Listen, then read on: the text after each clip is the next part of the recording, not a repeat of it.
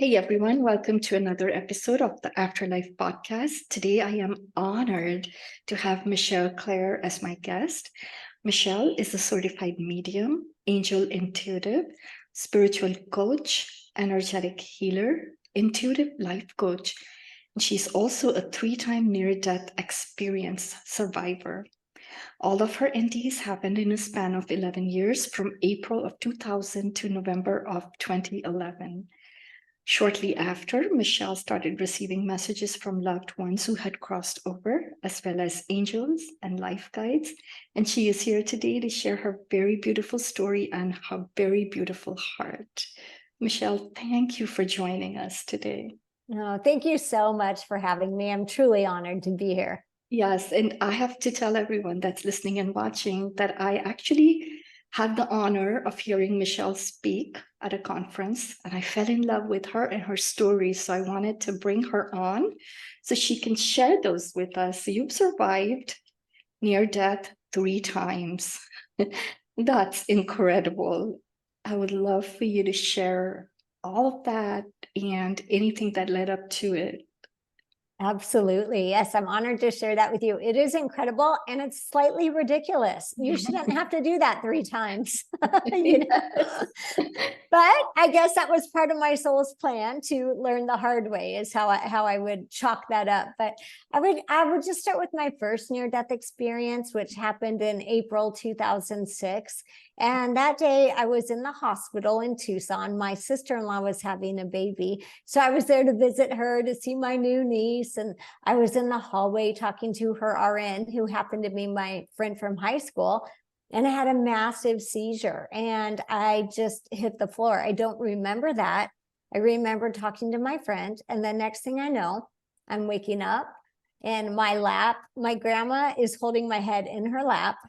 She looks like the youngest, brightest, healthiest version of her I can remember.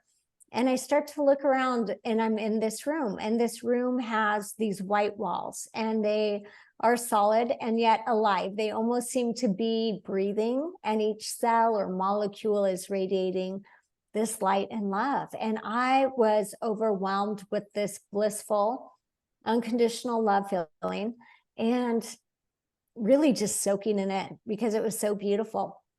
At that moment, I looked up next to my grandma and I saw this beautiful angel who was about 12 feet tall.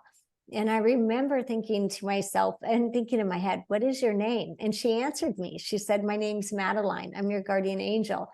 And I was kind of surprised because I did not know about telepathic communication at that point in time. So I remember going to look at her wings. I wanted to see her big feather wings. And as my eyes went to them, what I noticed immediately is they were actually made of light. And the light was kind of translucent, iridescent. It kind of moved like the aurora borealis. And I was just sucked into her beautiful energy and her awe and this oneness. It was this, gosh, this most loving presence. And being there, cradled by my grandma at the time, it was such a beautiful experience. And then the next thing I know, I hear someone yelling, code, code, code. And I was back in my body. And it felt like I had been dropped out of a 10-story building. I remember coming back. I remember my body feeling so heavy, so dense. My arm felt like it weighed 500 pounds. And just kind of, what just happened? At that point in my life, I had never heard of a near-death experience. So I knew I had had an experience, but I didn't know what this was or what to call it or how to explain it. That's pretty amazing, Michelle. I mean, especially seeing what you saw, feeling how you felt, and then coming back. And then you had another one of those? Yes. And then I had another one in May of 2006. So 6 years later. I had had my son in April and I had a lot of complications after I had him. So I was in and out of the hospital. I'd be in 5 days, go home 2 days, back in the hospital. Finally, they decided they wanted to do a D&C, which is a procedure where they clear out your uterus. And the doctor told me it'll be 45 minutes, outpatient. This will take care of your problem. You're going to be fine. And of course, everybody wants to buy into the quick fix and that this is going to be easy. And So I said, okay. And the night before, I just had this rock, this pit in my stomach. And I knew this was not a good idea, but they made it sound so easy. So I said, okay. I went in the next morning. I remember asking the doctor again. He reassured me it would be fine. I had had anesthesia before, and I always remembered it was nothing. It was just like a blank. There weren't dreams, there weren't memories. It's just a blank. I do remember counting backwards for the anesthesiologist that day. And then the next thing I know, I'm laying on the gurney in the operating room, and I had a beautiful white German Shepherd who had passed a couple years before. She walks into the operating room, lays her head on the gurney and looks at me, and we're gone. And we are on this phenomenal beach. And on this beach, there are colors that I've never seen before, smells I've never smelled before, feelings I've never felt before. Just every sense is at its strongest, most heightened awareness times a million is basically kind of what it was like. And I remember noticing that every flower, every leaf, every drop of water in this place is radiating this light and love. And it's like it radiates it from the inside out. And my dog and I were on this beach, and she was about 2 years old. So she looked young, healthy, vibrant, having telepathic communication. She was happy that I was there. We were very much connected. And as we're running on this beach, I noticed that the sand, it's soft. It feels like clouds. I don't feel like I'm running on sand. And I noticed that we've been running a long time, and we're not hot. We're not tired. We're not thirsty. And here's the funny part about this. I actually personally hate to run. So I tell people, if you see me running, call 911. That's an emergency. But here I am in this near-death experience, running down the beach with my dog, and really able to be in the most present moment. And while she and I are having this beautiful experience on the beach, I can feel my son, who was 6 weeks old at the time, he was at home with my mom and I was in the hospital, is energetically calling to me because he's afraid and he knows I'm getting ready to leave. And I go to him. And I actually didn't know before this that our soul can be in more than one place at a time, but there's a piece of me on the beach with my dog and a piece of me that goes to my son. And I said to him, I said, don't worry, I'm not going to leave you. I'll find a way to stay. And I didn't know what to do. So I started praying. And I started saying, I need help. It's not my time. My kids still need me. And in that moment, I was transported back into the operating room. I felt Jesus come in. I saw it light up with this golden white light. And I knew immediately that Jesus was there as a best friend to help me. There was not an energy of bow down, pray to me, worship me. It was like, I am here, let me help you. It was the most beautiful, loving, profound energy I had ever experienced. And the next thing I know, I'm waking up in post-op, and my 45-minute procedure had turned into a 3.5-hour emergency surgery because they had ruptured my uterus in 2 different places and missed my artery by 1 millimeter. Wow. Michelle, 3.5 hours, but I'm sure when you were outside your body, it's not easy for you to tell how much time had passed. Listening to that second NDE, I think it's going to give so many people so much hope, because I know people hurt and grieve when their pets pass. And that's a very special relationship. And to know that your German Shepherd was there for you, right? Yes, that's tremendously hopeful. And then one of my favorite people shows up in your NDE, that's Jesus. I think that's incredible.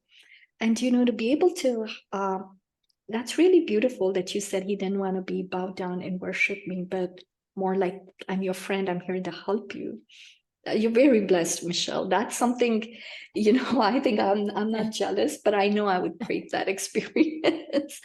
It was so beautiful because he truly came in as a best friend, a family member, like someone that you could count on, lean into, someone who wanted the best for you. And I had been raised Catholic, so there was part of me that kind of believed I needed to pray to him and worship him and follow that path. But that was not the energy he had when he came in. It was like, I'm your best friend. Let me help you out of this. Yes, it's the humility. I think that's, and the kindness. Yes.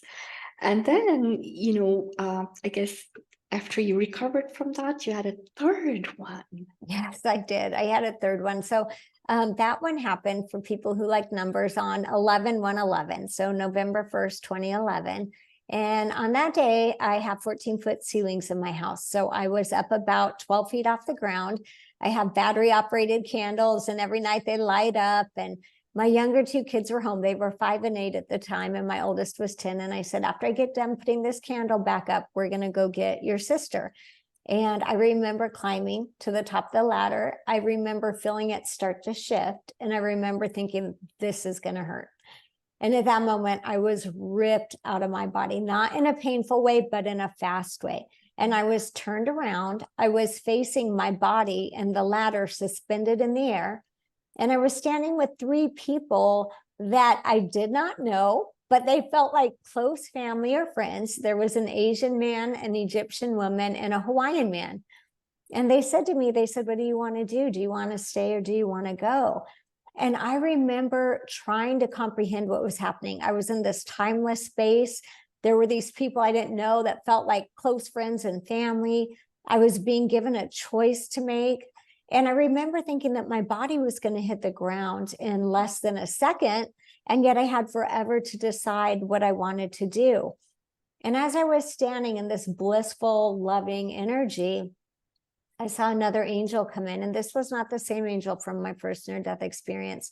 This one was dressed in a deep red and gold outfit. And as this one came in, I knew immediately that this angel was here to either make something happen so I could stay or to take me home. It was so clear. Mm-hmm. And then at that moment, I saw my younger 2 kids right there in the kitchen. And the minute I saw them, I knew I needed to stay. So I made that decision. And as I made this decision, I was downloaded with a bunch of information. Okay, but you need to go back and you need to do your mediumship the way that you can do it. Your marriage most likely won't survive this. You will have more trauma ahead, and here's the crazy thing about that. In spirit, when we're in spirit, we're like, okay, yeah, sounds good. I'm in, And then you come back and your humanness says, what did I just say yes to? So as it turns out, I fall off the ladder. I hit the corner of the granite island in the kitchen and I hit the back of my head. So I had a 5.5-inch skull fracture, a brain bleed. I lost my taste, my smell, part of my hearing, my equilibrium.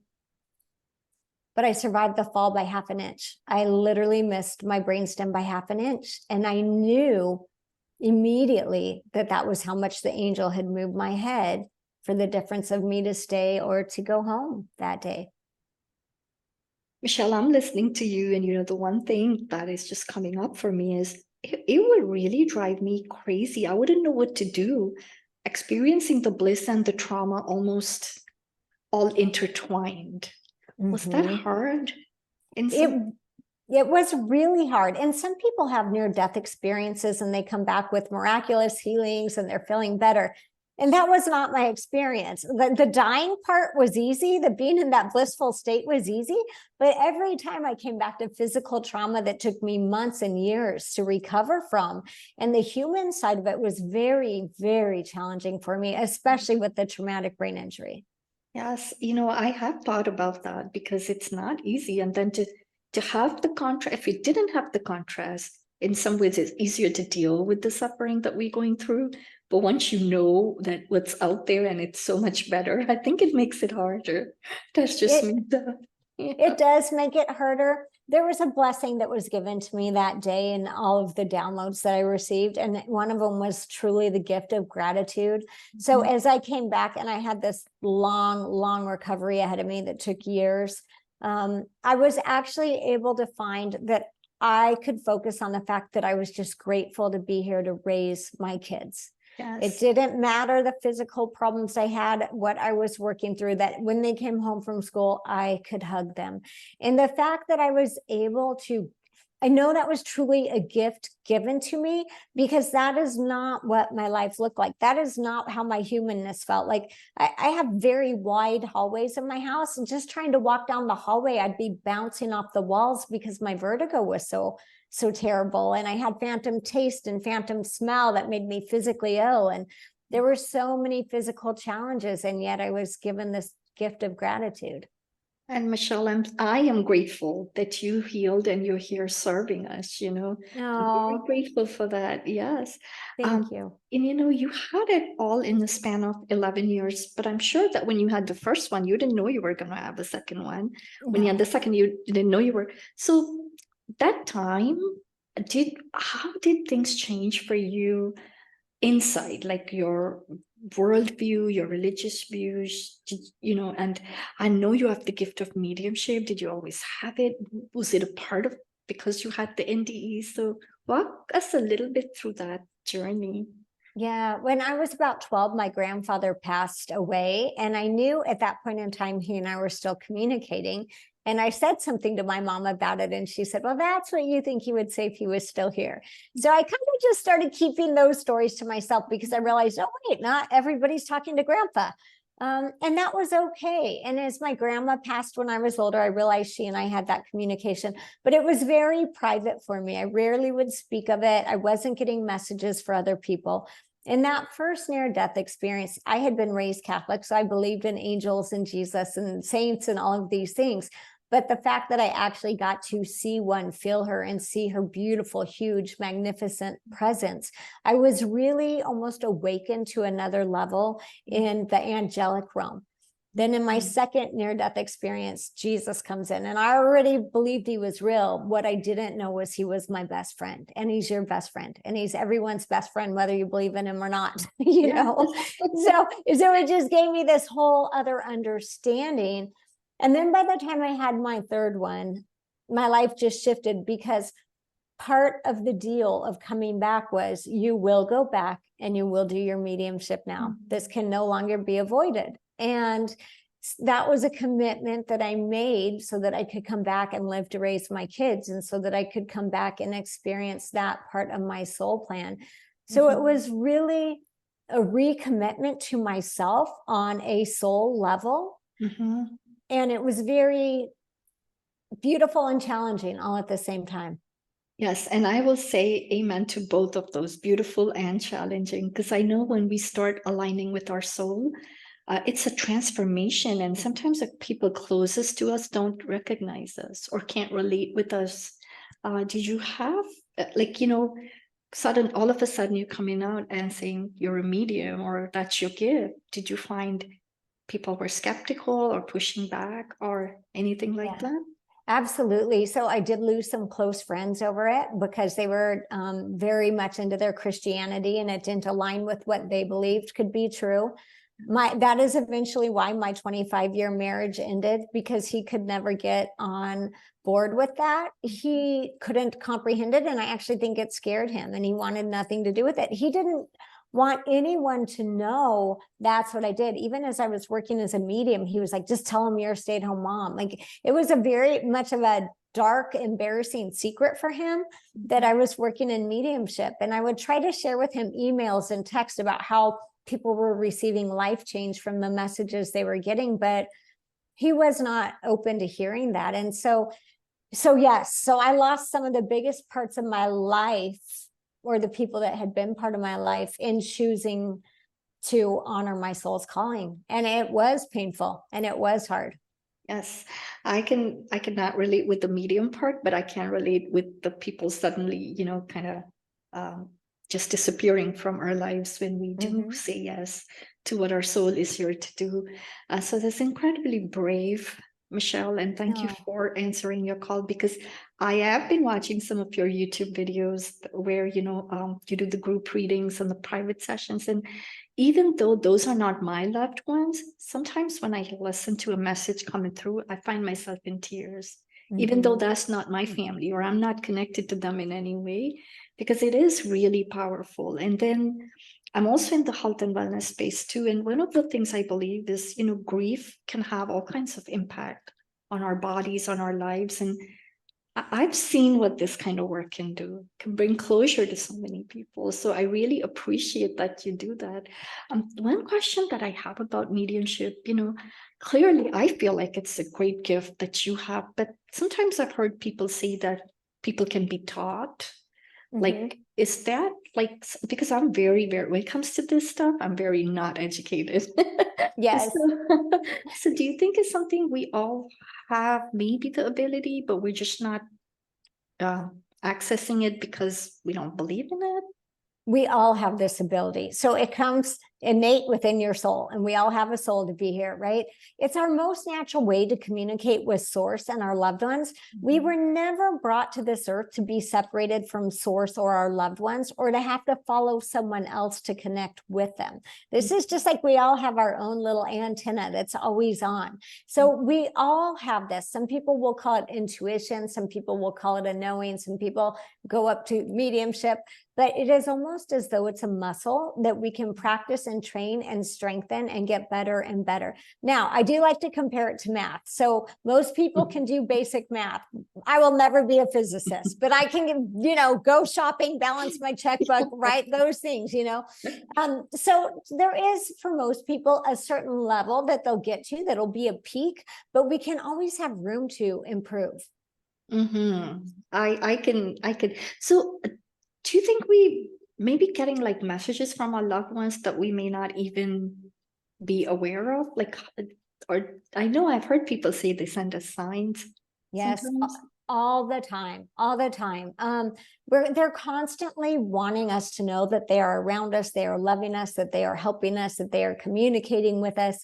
But it's a little bit like the radio. If we think about the AM station is playing right now, those radio waves are going through my room, but I'm not tuned into it. I don't have the radio on. So I'm missing the frequency. So it is about tuning into the frequency. Yes. And speaking of tuning in, can you tune it out in your case? In my case, I can. I'm really good at that. So I love the radio analogy, because when I'm not working, I turn my volume all the way down. I have decided that for me, it is not productive to be woken up in the middle of the night by someone's loved one. Or if I'm running to the grocery store, I do not run in and see everyone's loved one around them, because I also have to balance my humanness, and I need to pick up dinner for the kids, and I need to, so for me, yeah. I totally, I hear you, and I'm thinking, oh my God, I don't want to be driving and then having a download and be the worst driver on the road. Right. So there is, I would say, most mediums who are really good and professional at what they do, if not all of the professional mediums, do have an ability to control it. You can't walk around 100% on all the time. It would detract from my human experience, which I also came here to have too. Yeah. Oh, that's beautiful, Michelle. Yes, because I agree with you. Sometimes when I created this space and I was very much involved in listening to NDEs and doing my research, that was the time when I got too skewed the other way. And my head was always over there. But we are here to have this human experience. So thank you for reminding us of that. Yeah, and it's beautiful. And the part of us coming here to feel what it is like to be an individual, that needs to be honored too. I often hear people talk about the oneness. You came from the oneness, you will return to the oneness. But for some reason, your soul decided it would be productive to feel like an individual for this short period of time. Yes, thank you for saying that. Thank you very much. Because I've always had a question about that. So you answered a question that I wasn't even planning to ask, but I've had this question, about oneness, because when we are living in this world, you can feel the boundaries, right? And we talk about boundaries all the time, whether it's in relationships or other things. So that explains it. So thank you. Yes. And speaking of our humanness, I'm gonna just pick your brain. I have a couple of questions. They're more for curiosity. So I know there's never gonna be a perfect answer, but I just want to know your thoughts. Why are we here? So we are actually here to honor our soul's calling or our soul's purpose. A lot of times that is given to us wrong. We think we come here to serve everyone else. You're here to serve your neighbors and serve and all of this. Actually, the first reason we are here is to serve our soul. Our soul said, I want to go to earth. I want to play on the shell. I want to experience this. But here's the thing, by me honoring my soul and honoring my mediumship, it's actually how I serve others. So it's a natural byproduct of honoring your soul, like you with this inquisitiveness and these podcasts and this beautiful work that you're doing. You're honoring your soul by doing that, which is first and foremost. Secondly, you're naturally serving others because you're honoring your soul first. And we find that we can do that in any way. The neurosurgeon, the person who, sells tickets at the movie theater, whatever your calling is, when you follow that, it is very natural that you serve others. Thank you, Michelle. Thank you. And then my follow-up question to that is, what are our loved ones doing over there? I know. That's a great question. And it's one I get all the time. So you're not the only one wondering that.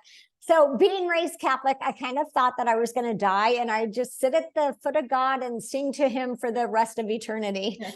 That's what was in my mind. What I have found is that is not the case. I mean, yes, you can do that if you would like, but after about 200 years of that, you're probably going to want to do something else.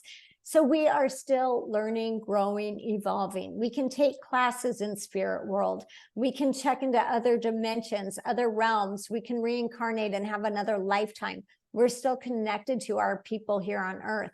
And I will tell you truly, they are much more alive in spirit world than we are alive in this human realm. I have my third and last question. This is also a curiosity question, and I don't know where I heard this or how I came to this conclusion. Whenever a loved one is trying to connect with us, I think I read somewhere that it lowers their frequency or their density because they're trying to reach us. That's not hurting them, is it? No, it's not hurting them at all. They lower their vibration. Think about it as like when you're talking to a 3-year-old, you might kneel down, you might scoot down a little bit. It doesn't hurt you. You're just lowering so that you can get more at their eye level. Gotcha. So when I'm doing mediumship, they're lowering their vibration and I'm raising mine as high as I can get it so that we can meet. But it doesn't hurt them. And it's also not their permanent location. It's just where they're going to speak to us on our level. That makes me feel better because I've been trying to get my grandma to talk to me. So that makes me feel better.